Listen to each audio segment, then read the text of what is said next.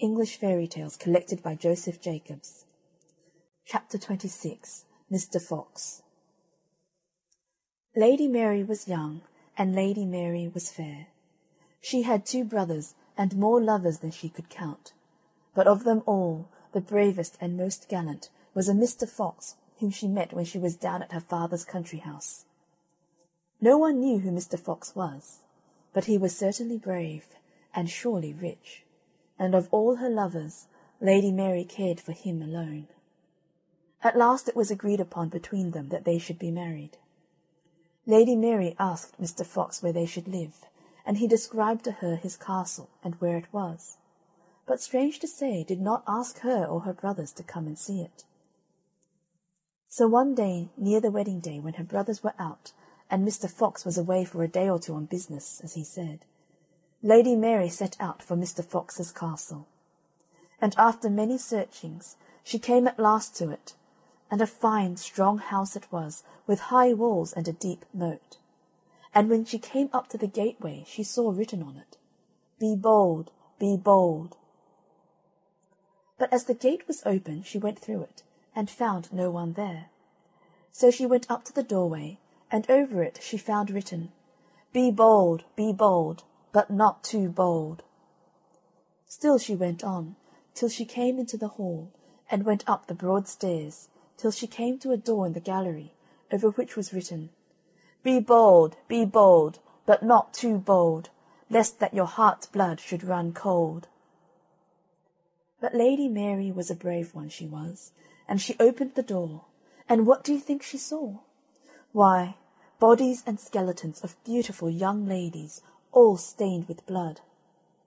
So Lady Mary thought it was high time to get out of that horrid place, and she closed the door, went through the gallery, and was just going down the stairs and out of the hall, when who should she see through the window but Mr. Fox dragging a beautiful young lady along from the gateway to the door.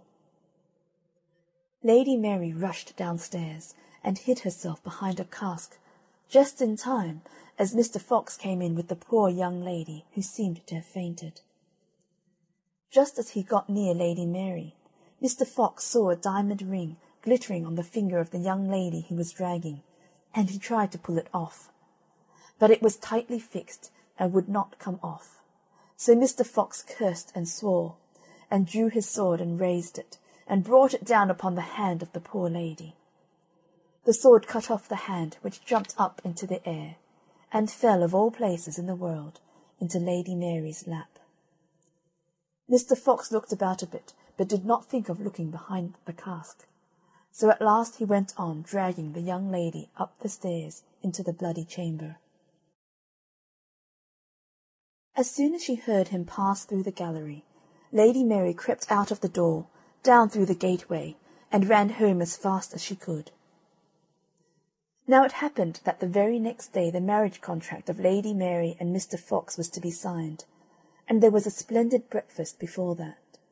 And when Mr. Fox was seated at table opposite Lady Mary, he looked at her. "How pale you are this morning, my dear." "Yes," said she, "I had a bad night's rest last night. I had horrible dreams."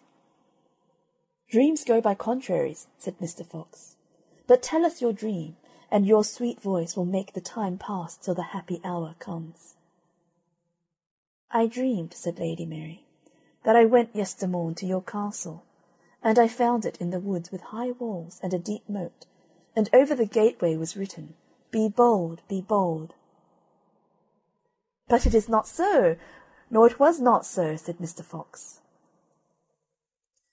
"And when I came to the doorway, over it was written, be bold, but not too bold."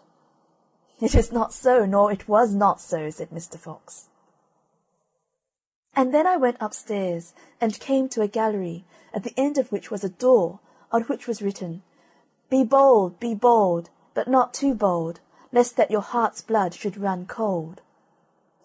"It is not so, nor it was not so," said Mr. Fox. And then I opened the door, and the room was filled with bodies and skeletons of poor dead women, all stained with their blood. "It is not so, nor it was not so, and God forbid it should be so," said Mr. Fox.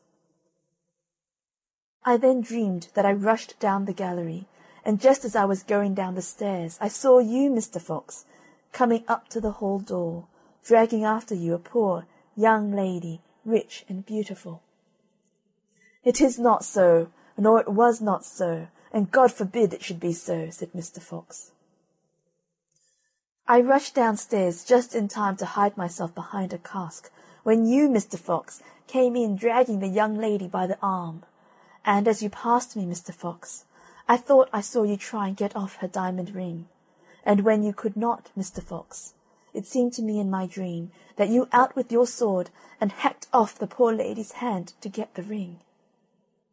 "It is not so, nor it was not so, and God forbid it should be so," said Mr. Fox, and was going to say something else as he rose from his seat, when Lady Mary cried out, "But it is so, and it was so.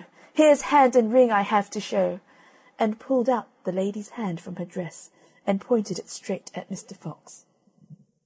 At once her brothers and her friends drew their swords and cut Mr. Fox into 1,000 pieces. End of chapter 26. Mr. Fox.